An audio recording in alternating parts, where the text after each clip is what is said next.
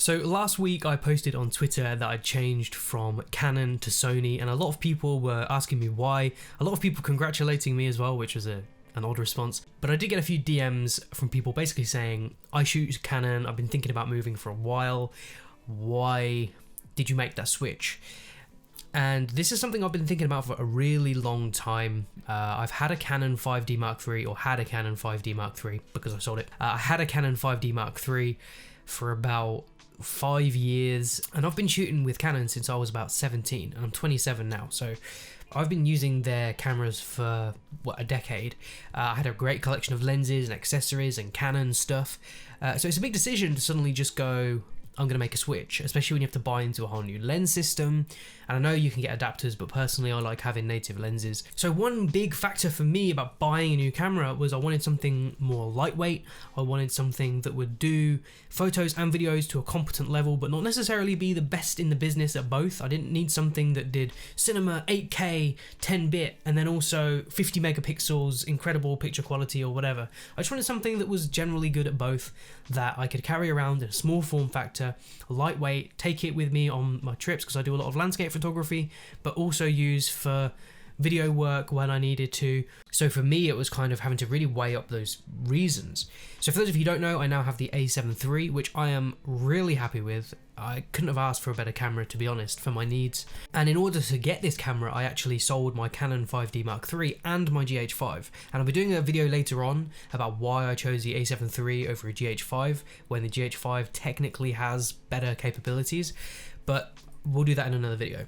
This video is about why I moved from Canon, and the 5 reasons are going to be very specific to me. They may not be reasons you would want to change to Sony. So don't watch this video thinking I want convincing that the reasons I want to move to Sony are worth it. But instead, this video is more about the reasons I decided to move to Sony based on my specific needs, wants and requirements as a photographer.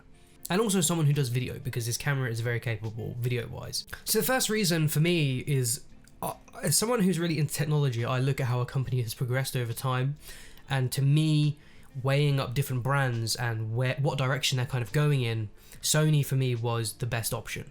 Canon have released some interesting products, but they're really expensive, and the lower priced products don't really give much for their price, if that makes any sense. And we'll come on to pricing of Canon stuff later on, because that's actually one of my points. But what I'm basically saying is that every Sony camera that comes out seems to be really good.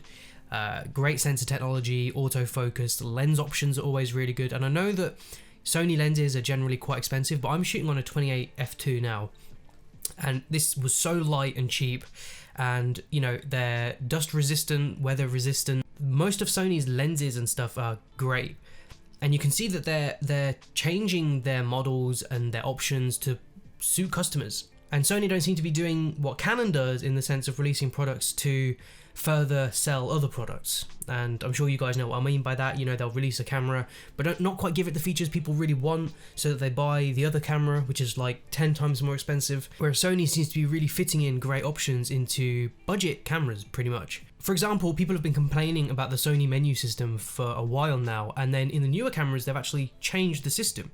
They've changed the way that they work to suit their customers' needs, and I feel like Sony really listen to their customers. And that brings me on to point 2, which is listening to their customers.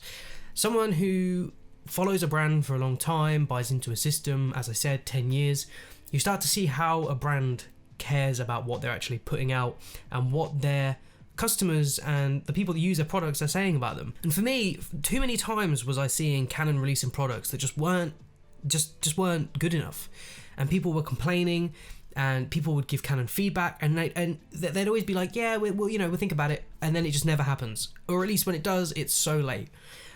For example, the R5 and R6, which were just released, fantastic cameras in their own right, but 1, they're super expensive, and 2, they're still not quite there.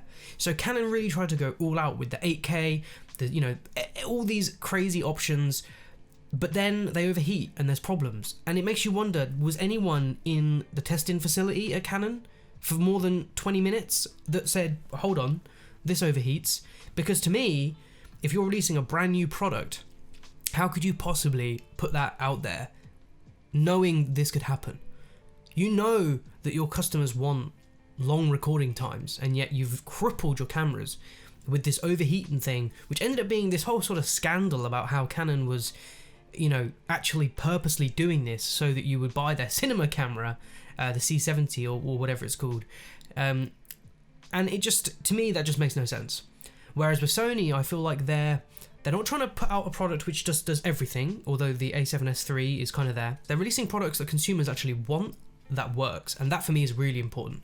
The A7S III, which I just mentioned though, obviously 12 megapixels, something a lot of people are thinking, well, that's not really a hybrid camera, it's mainly a video camera. But I think Sony knows that. And they also know that if you're uploading pictures to social media, 12 megapixels is more than enough most of the time, unless you're some, you know, landscape photographer that needs humongous megapixel counts to do crops and stuff. 12 megapixels is going to be enough for the majority of content creators in 2021. So point 3 is pricing, and why Canon's pricing doesn't really make sense compared to other brands. I was looking at getting a camera around the £2,000 mark, and we already know that the R6 and R5 are above that, and that's without any lenses. So that really only left me with a few options. The EOS R, which is £1,800 with an adapter, but that has cropped 4K, and there's also other problems with the camera that people have been talking about online. Also, personally for me, I would want to buy into the RF lenses rather than bring along my EF. I feel like native lenses are always just so much more reliable, and they're better quality, better optical quality than the EF lenses from previous times. So the EOS R is £1,800 with an adapter, but as I said, cropped 4K, funny little toggle thing that I didn't really want to use. I feel like I was so used to the little toggle button on the 5D Mark III, but this touchscreen toggle thing on the back, so many people complaining about it and not being able to get used to it, and I feel like I would be one of those people. I try and convince myself it's fine, but then it would really stress me out, so didn't want to use that in the end. So that kind of wrote off the EOS R for me as a camera that I wouldn't really want to buy into, because I do think the Canon's R series going forward are just going to get better and better, but they're just not quite there yet, especially not for me. Then we've got the Fuji X-T4, which is an APS-C camera, but is also £1,800 with a kit lens. Now this camera looks great. My friend Tom Rich did a video about it. 4K 10-bit, fantastic colours, and the quality overall is brilliant. But there was something about that camera that I just wasn't feeling it. It looks like a great camera, it looks really fun to shoot with, but the fact that so many people were talking about autofocus issues in video, and I wanted something reliable. Like, I'm shooting on the A7 III now, and this is something that I would never have got before on the GH5, and I don't know if I'd get it with the X-T4, possibly, but I didn't really want to risk it, and I knew that this camera would have that ability. So that left me with the A7 III, which is £1,899 with the kit lens, reduced to £1,699 if you get the £200 cashback deal. So for me, that seemed like a really good price. Camera, lens, and cashback for a lot cheaper price than any of the other sort of options I was looking at. And I do realise this is an older camera compared to some of these, but for me, buying into the Sony system is where I want it to be. And you guys could say, well, what about the EOS RP? That's quite cheap, that's mirrorless, that's light. Yeah, but it's only rated for 250 shots, and it has no dual pixel autofocus in 4K. So for me, nah. And then if we look at Lumix cameras, so obviously the GH5 was the camera I'd used for ages. I really do think Lumix and Panasonic cameras have some incredible image quality, but then they've released this L mount, and there's like 5 lenses available, and they're like $2,000 each. Buying into the Lumix system, and they're big bulky cameras, like, you know, the S1H, big camera, heavy. I just wanted something lightweight, something I can take on trips, take great photos, take little videos every now and then, and this for me is the option. Number 4 is the low light capabilities. So I spoke earlier about the GH5. We all know that the low light capabilities of that camera are not even worth talking about. Sony for a long time have had some of the best sensor technology, and I love shooting at night. I love getting scenes, and I'll throw some up that I took the other day on this camera. I really love going out and seeing the world from a different perspective, because most people, you know, at night they're in bed or they're at home, they don't go out. It's not something people do, and especially during lockdowns, we're getting these really empty streets. It's really sort of eerie and mysterious, and I really like that. So I love the fact that I could take this camera out handheld with a built-in IBIS, take some amazing street photography, and I'll be doing a video about my first sort of night out with the A7 III coming up, so if you're interested in seeing that, be sure to subscribe for that. But I really enjoyed using this camera, and I know that Canon is getting there with low light, especially with the R6, but again, that camera's £2,500 with no lens, and I just really didn't want to buy into a new system and then have to bring all my old stuff. It just doesn't feel right. I like the idea of starting fresh, Sony lenses, you know, that kind of stuff. And that brings me on to point 5, which is, of course, Sony's notoriously fantastic autofocus. I've been shooting a lot more portraits recently, and I was shooting on the 5D Mark III, and then I was going through my photos on Lightroom, and I was noticing that there was quite a few where I was just about missing the eye. Not by much, but missing the eye quite a bit. Especially, I like doing sort of movement shots and getting models to move a little bit and have a bit of dynamic motion in the shots. And the one thing I was noticing again, and yeah, a lot of the shots were not really getting that critical focus on the eye. When I got the A7 III, I took it out and I tried it with my dog Benji, and I couldn't believe it. The quality and the high speed and the eye autofocus together, I was able to take photos that I could never have taken on my 5D Mark III. Now, I know you could counter that in the comments and say, well, Jack, if you'd have got an R6 or an R5, they probably would have been just as good, if not better, than the A7 III.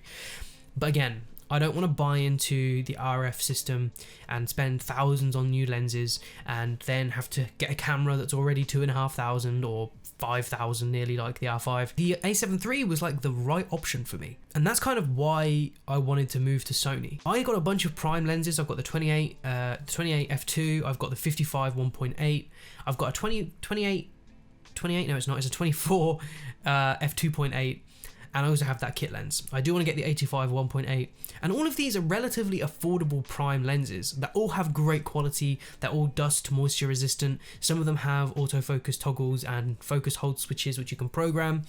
These sort of budget FE lenses from Sony, everywhere everybody's raving about how good they are. Now Canon's lenses, on the other hand, Canon's sort of budget 50mm 1.4, at least the EF lens, I had so many issues with that. Missing focus all the time, always really soft, just not that good. Whereas with Sony glass, people's criticisms tend to be because they're comparing it against lenses that are triple the price, which doesn't really seem fair. Otherwise, most people are saying that they're great lenses. So in all, I was able to pick up the Sony camera, bunch of lenses, just for just about the price that I sold all my other stuff for. Will I regret that in 6 months when I wish I could shoot cinema 4K 10-bit? Maybe. So I guess that's really my 5 reasons, and I know that I've kind of gone off on tangents on a few of them, so it's probably felt like there's actually like 10 reasons, but there is a lot of reasons why I've moved to Sony.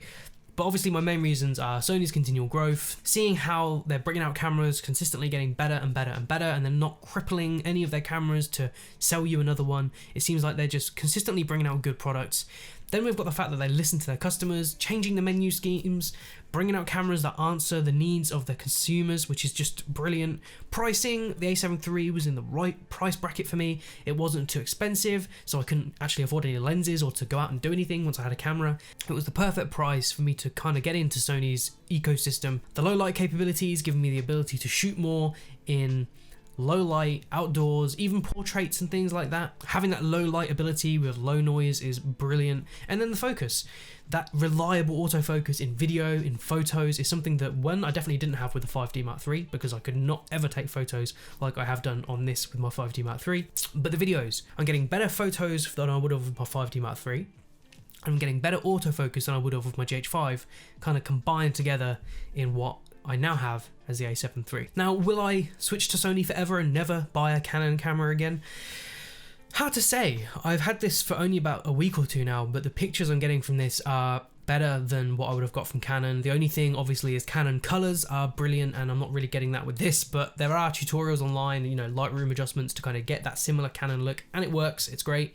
But I don't know what else would make me switch back to Canon at this point. I'm really enjoying Sony's form factor. I really don't mind the menu system. I find it really easy to use. The lens options are great, fairly affordable. So there you have it. That's my video about why I switched to Sony from Canon. I hope you guys enjoyed it. If you did, of course, like, subscribe and all that stuff, and I'll be doing more Sony videos in the future and talking more about my experiences. I'm really enjoying doing more photography content on this channel because it's what I like to do. I will still review the odd tech thing, but really going forward it's going to be mainly focused on camera stuff. So if you want to stick around for that, be sure to subscribe and hit that little alarm button, and it will tell you when I've uploaded something new, and I'll see you guys in the next one.